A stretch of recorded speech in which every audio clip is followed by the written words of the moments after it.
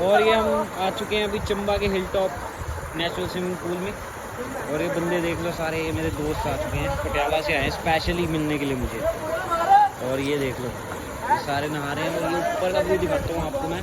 ये देखो ऊपर पहाड़ है, इस साइड पहाड़ है, उस साइड पहाड़ है, बीच में स्विमिंग पूल है। ये देखो बीच में ये सारा स्विमिंग पूल है, नेचुरल स्विमिंग पूल है।